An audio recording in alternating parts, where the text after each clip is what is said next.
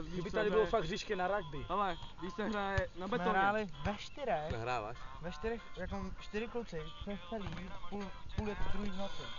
To dá. My Třeba Já nahrávám. sice jsme nic nehráli, ale ta Sebuzíně, víš kde to je? Tak tam jak byly dřív značky, víš proč tam dneska nejsou? Kdo je zničil? Ne, my v trenkách. Tam toho kámoše, jak jsem potkal, ne? Ne. Jo, ty víš. Jak jsme byli, no, tak dobře.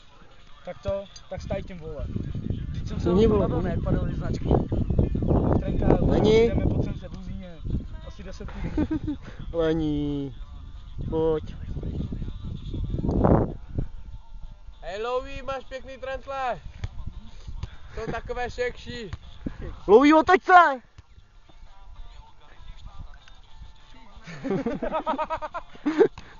Sarna, to Louis to jde jenom na YouTubíčko.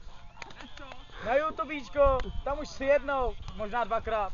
Kuba tam je, jak jede zezor na trolejbuse. Na ty štangle, ne?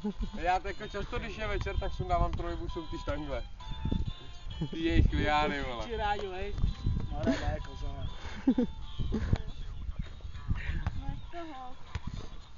Lení, myslíš na mě časem?